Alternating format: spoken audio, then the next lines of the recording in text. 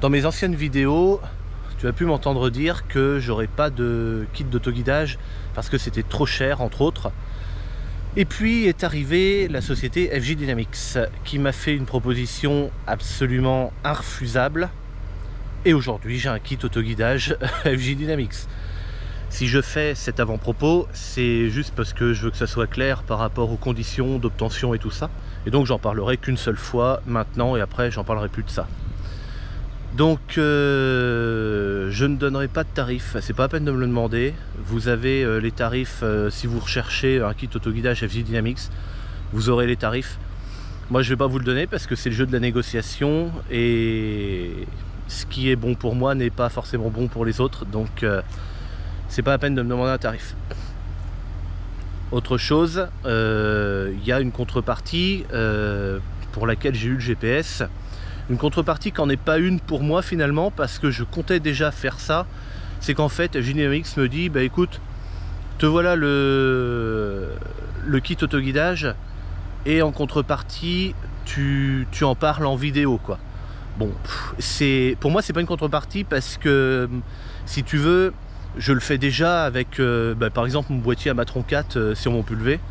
Et Amazon m'a rien demandé, hein. Donc oui, évidemment, si j'ai un autoguidage, quelle que soit la marque, de toute façon, j'en aurais parlé en vidéo. Et évidemment, j'ai le droit de dire ce que je veux. Alors FJ Dynamics souhaite quand même contrôler au moins les 2 premières vidéos sur lesquelles je parle de l'autoguidage, pas pour m'empêcher de faire de la critique ou alors pour m'obliger à dire quelque chose, c'est pas du tout ça. De toute façon, ça faisait partie de mes conditions de garder ma liberté de parole. En fait, ils veulent contrôler au moins les 2 premières vidéos parce que ils veulent s'assurer que je ne dis pas une bêtise, sachant que moi j'en ai jamais eu de kit de cette marque là avant. Si je dis par exemple qu'on ne peut pas faire quelque chose et qu'en fait si, ben c'est dommage quoi. Enfin, donc c'est dans ce sens là qui veulent contrôler les 2 premières vidéos au moins, et puis après ça roule quoi, voilà. C'est tout, voilà, c'est tout. C'est la seule condition que j'ai reçue, donc oui, je l'ai accepté évidemment. Puis au contraire même, que je dise pas de bêtises, c'est quand même mieux. Donc effectivement, moi ça me convient bien comme ça. Je te laisse avec cette première partie de vidéo qui est sur le montage et comment ça s'appelle, l'intégration du kit dans le tracteur. Et il y aura une deuxième partie de vidéo qui sera plutôt sur la mise en route. Alors ça sera peut-être la semaine prochaine ou un peu après. Sur la première mise en route avec le réglage du GPS et puis le premier paramétrage quoi. Le genre de truc que moi je n'ai plus besoin de faire maintenant. Et puis après il y aura d'autres vidéos quand je travaillerai avec le tracteur. Évidemment je m'en servirai, sinon c'est pas la peine d'avoir un kit d'autoguidage. Allez, et ben moi je te dis bonne vidéo. Salut. Alors ça y est, c'est aujourd'hui qu'il y a l'installation du GPS dans le tracteur.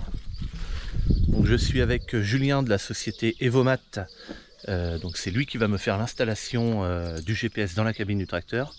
C'est le 2 qui est équipé. J'ai choisi celui-ci parce que c'est lui qui fait tous les travaux de déchômage, de semis.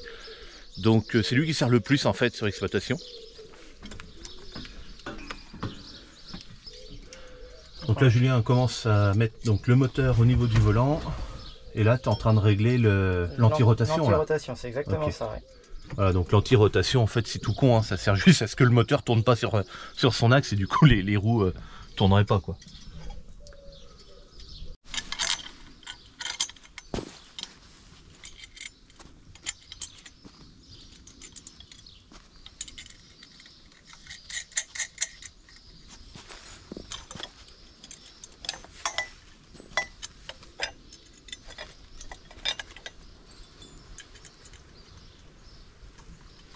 Merci. Allez, tiens. Merci.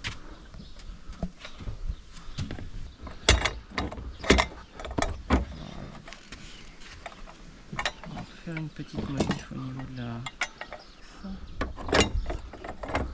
On va le re-rentrer un petit peu. Ouais, c'est à peine assez. Ouais, à peine assez, ouais.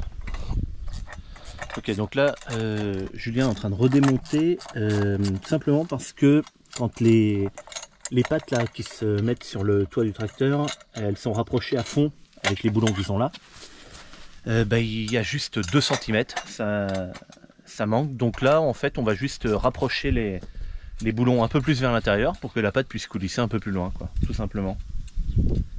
Et voilà, donc Julien va repercer un autre trou parce que sinon après l'anthrax c'est plus bon et il veut conserver 2 boulons absolument.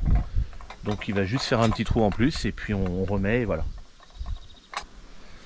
Bon, après c'est des barres qui sont universelles, j'ai envie de dire, mais ça s'adapte après. Il faut de temps en temps bricoler un petit peu pour que ça s'adapte sur les cabines des tracteurs, parce qu'il n'y a pas 2 cabines pareilles, bien entendu.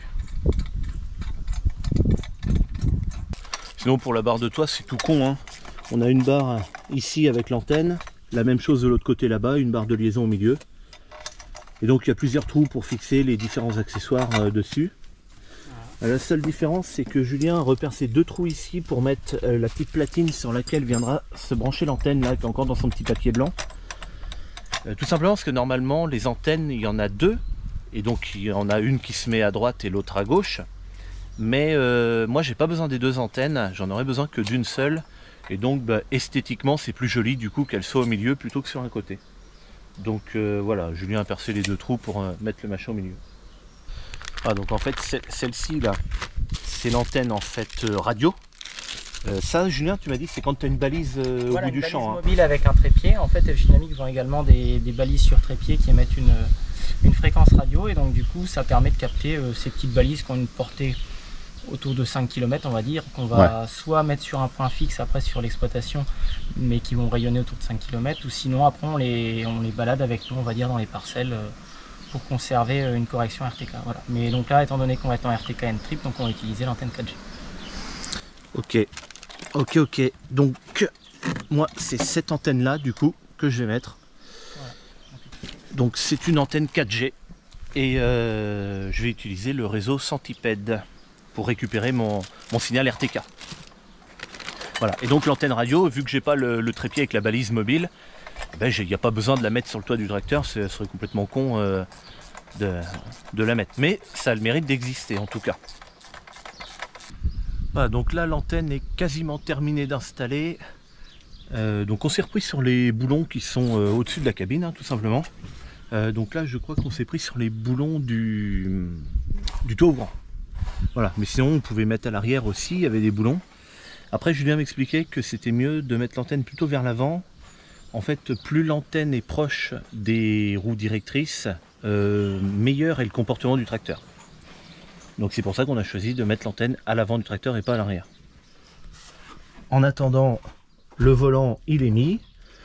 Donc là c'est pareil, il y a une petite subtilité sur le volant, c'est que maintenant le volant, on peut reprendre la main dessus sans appuyer sur l'écran.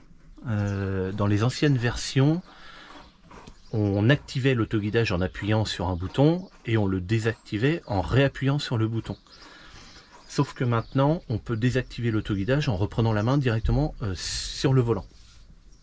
Et donc là, Julien a bien réglé l'anti-rotation, là, donc c'est la patte qui est là pour éviter que le moteur tourne avec le volant. Et il m'expliquait que là, il était assez content de lui parce que c'était très bien mis. Parce que si c'est bloqué trop fort ou machin, le volant pourrait se déconnecter tout seul parce qu'il sentirait une résistance comme si on avait posé la main dessus, quoi. Donc là c'est cool. Bon, le volant on en reparlera plus tard, je l'aime pas beaucoup. Alors il y a tout un logo qui vient se mettre là, le logo FJ Dynamics. On le mettra tout à l'heure, hein, pour l'instant c'est pas terminé. Mais j'aime pas ce volant. Je vais t'expliquer pourquoi. C'est parce que le volant il est azimuté. Donc azimuté ça veut dire que il a un haut, un bas, une droite et gauche, comme un volant de voiture, tu vois. Et alors c'est encore plus flagrant quand il y a le logo FJ Dynamics placé au milieu.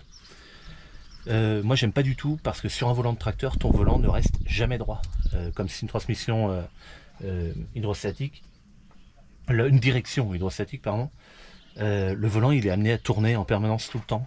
Et moi qui suis un peu maniaque, j'ai moyen de faire un AVC quand mon tracteur va aller tout droit et que le volant sera à l'envers par exemple, ou un truc comme ça. Alors FJ Dynamics est en train de développer un nouveau volant qui n'est pas azimuté, qui ressemble au volant de la concurrence. Le truc, c'est que j'aurais dû avoir ce nouveau volant et que FJ Dynamics, en fait, ils ont encore un petit souci avec ce volant. Je crois qu'ils ont des petits problèmes de stabilité, il me semble. Et ils ont préféré, et je trouve ça très bien en fait, ils ont préféré ne pas me le donner maintenant, me donner l'ancien volant, et puis quand le nouveau sera opérationnel, je recevrai donc le nouveau volant plus tard. Mais c'est bien, ils ont préféré que leur produit soit abouti avant de le livrer, c'est pas mal. Ça c'est cool. Donc là on va démonter le cache en plastique là, parce que les câbles en fait vont rentrer derrière les phares là. Voilà. Et l'objectif voilà, c'est que ça soit propre quoi, que ce soit un peu planqué. Et j'ai pas l'intention de déplacer le GPS sur d'autres tracteurs et tout, donc ça peut être mis maintenant incorporé quoi. Si on, comment on dit quand c'est, on dit incorporé, intégré voilà. Incorporé, non, intégré voilà. C'est le terme que je cherchais. Donc tout ça, ça prend un peu de temps bien sûr. On va essayer de le faire passer là-dedans parce que ça va ressortir à peu près là.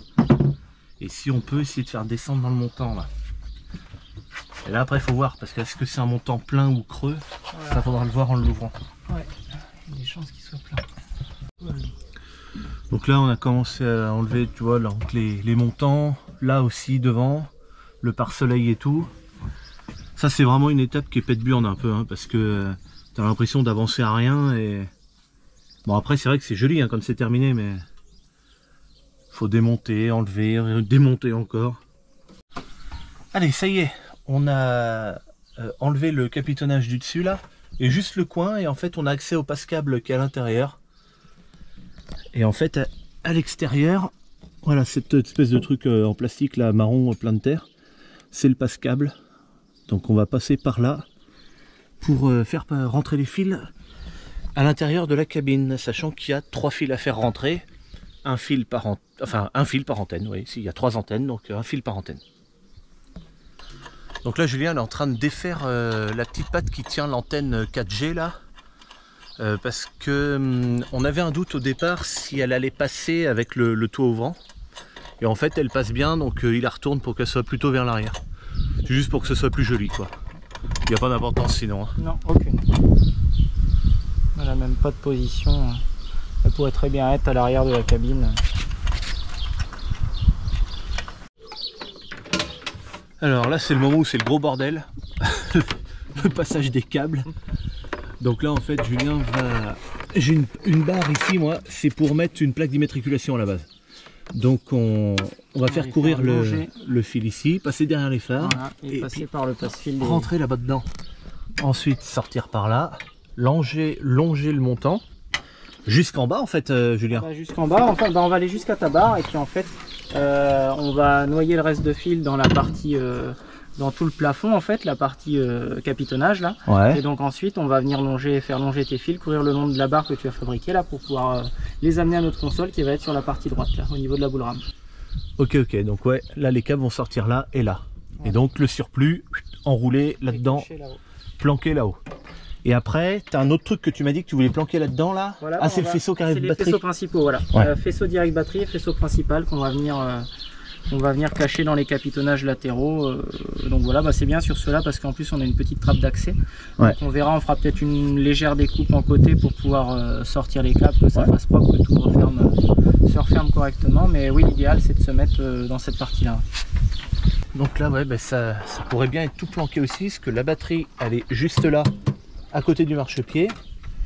Et donc l'objectif c'est de re-rentrer par la cabine, passer là-dessous là, ou alors je sais pas comment, enfin bon bref. Rentrer dans la cabine et aller se planquer là-dedans. Donc là encore une fois, intégration et pas de câble qui dégueule de partout quoi si on veut. Après c'est vrai que si le kit est amené à se déplacer de tracteur en tracteur, il faut pas faire ça. Hein. Faut laisser les câbles un peu apparents, rangés comme tu peux, puis comme ça c'est plus facile à les enlever. Hein. Voilà, mais bon, moi j'ai pas l'intention d'enlever le GPS du tracteur, enfin la console si, hein, mais enfin il ira pas sur d'autres tracteurs, c'est ça que je veux dire. Bon alors ça y est, on a positionné, alors moi j'ai positionné mon boîtier à matron parce que je veux être sûr que ça passe à côté de la console.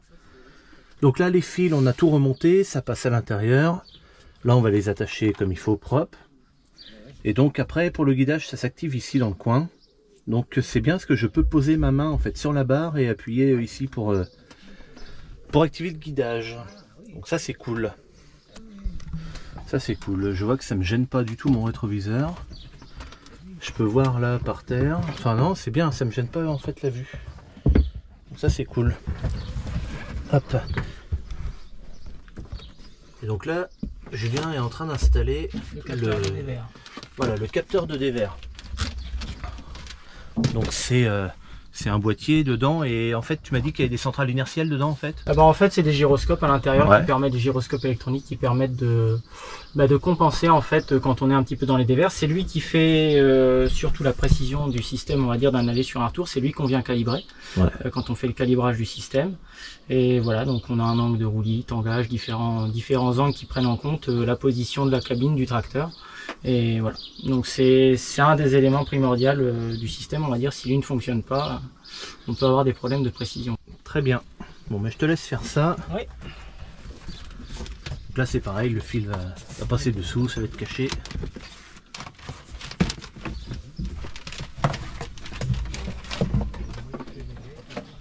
Donc là, Julien est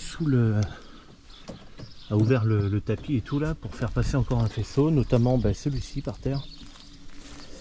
Celui-ci qui dispose entre autres d'un coupe-batterie.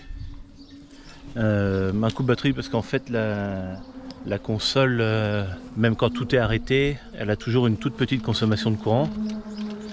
Donc voilà, il faut utiliser le coupe-batterie. Après le soir, si c'est une nuit ça va, tu vois, mais si c'est plus que ça pourrait être embêtant pour redémarrer.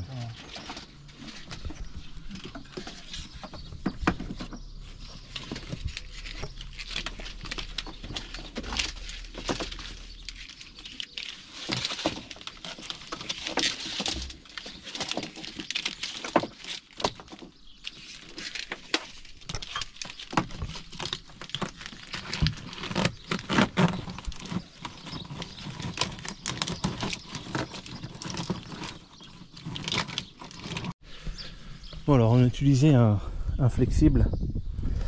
En fait c'est un truc qu'on a dans l'atelier ça. C'est juste un mandrin, on peut mettre un forêt ou une douille ou n'importe quoi et c'est sur flexible. Et là la perceuse se branche au bout là comme ça. Et après on peut aller accéder dans des endroits. Donc on a eu besoin de ça parce que Julien a changé d'avis. Le contrôleur de dévers, il faut qu'il soit bien à plat, connecteur vers l'avant et tout. Enfin, il a une position particulière à avoir. Et puis finalement, il voulait le mettre à côté du siège et puis il a changé d'avis. Il a vu que dans le carénage à l'intérieur, là, il y avait une place en bas. Ben, il l'a mis là. Par contre, il fallait flexible pour visser. Parce qu'il ne faut surtout pas qu'il bouge du tout ce truc-là. Là. Donc voilà. Allez, ben, ça continue. Là, il est en train de finir de le visser. Et puis il va ranger les fils pour que ce soit propre. Et puis c'est quasiment terminé là. Alors ouais, Julien m'expliquait là à l'instant que sur les prises électriques, comme on peut, j'aurais pu installer moi-même l'autoguidage pour pas se tromper. Voilà, on a déjà. Voilà, il n'y a pas deux prises qui sont pareilles et en plus, tu vois, il y a un numéro 3 là et en face numéro 3 également. Voilà. Donc comme ça permet de ne pas brancher.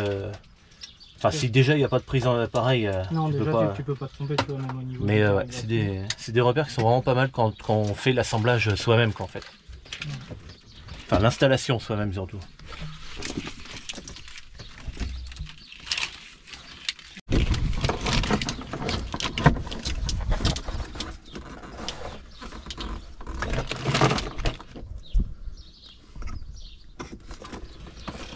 Alors là il y a un truc un petit peu chiant quand même. C'est le fil qui se branche sur le moteur là du volant. Il n'est pas relié à l'écran en fait, il est relié directement au faisceau. Et d'une manière générale, d'après ce que me disait Julien, souvent le fil est trop court. Il manque 30 cm, 40 cm quoi, ça serait bien en plus quoi. Ah ouais. Parce que là, sur mon tracteur, on a également le cas. La prise, elle se retrouve un peu à côté de la pédale d'accélérateur là. Voilà, ça va qu'il y a Alors elle est là, voilà, où il y a la main. Support, donc ça permet de, il va être caché comme ça par le tapis, et puis en fait elle va être protégée par ce support là au niveau de la pédale d'accélérateur. Donc là ça gêne pas parce que des fois ça nous arrive de faire des petites découpes dans la mousse du tapis pour justement venir noyer les connecteurs à l'intérieur. Oui, parce que moi mon tapis, heureusement, enfin j'ai des passes-câbles en fait voilà, dessous, donc ça va quoi. Mais c'est vrai que sur d'autres tracteurs ça va pas. Voilà. Donc voilà, FJ Dynamics, c'est pour toi ça. Un peu plus long le fil du moteur, s'il te plaît, la prochaine fois. Ok, donc là on fait le premier allumage. Pendant ce temps-là, Julien finit de cacher un petit peu les fils.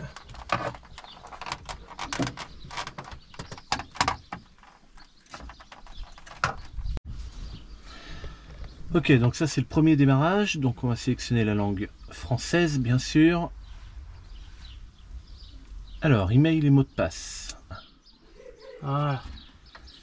Tac. Wi-Fi, iPhone Alex, voilà. C'est un iPhone. Ah, on va essayer. Alors, le mot de passe.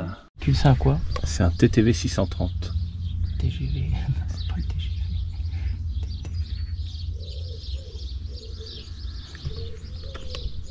Hop. Et là, il va te demander donc le mode. Donc là, moi, je pense que tu vas vouloir enregistrer toutes tes parcelles, tes contours et autres. Tu vas pas vouloir travailler juste à la ligne. Non, ouais, moi voilà, je voudrais faire de l'arpentage. Donc voilà, donc tu choisis mode avancé. Ouais.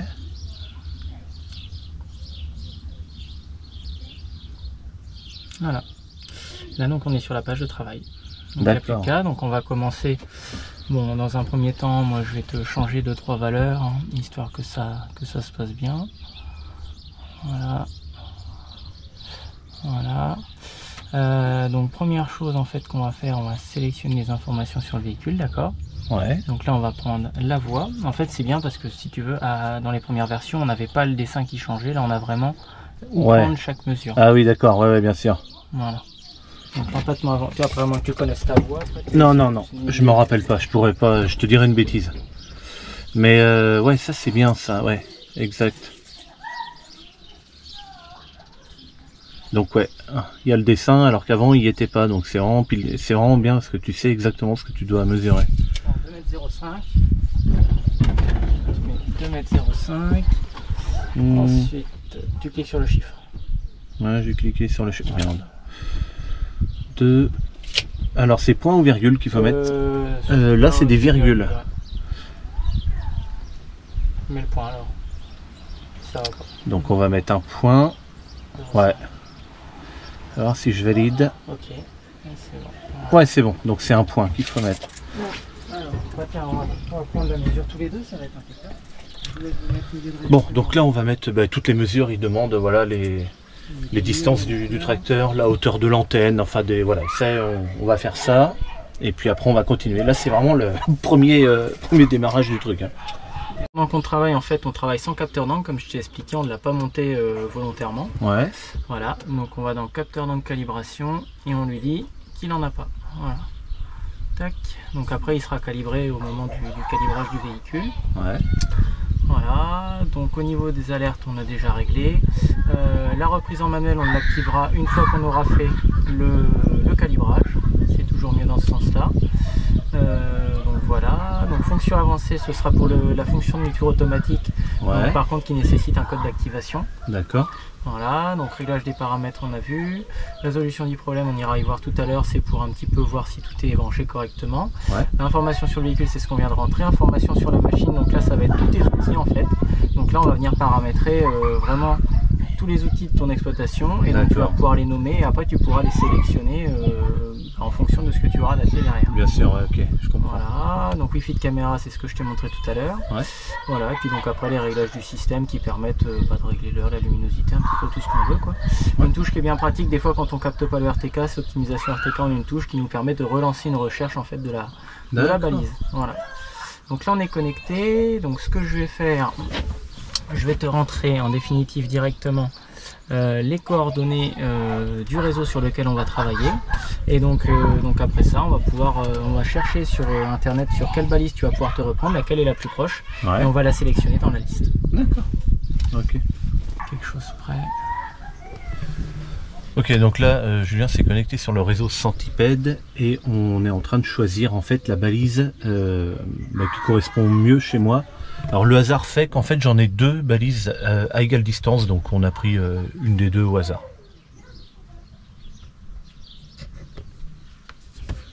Et voilà.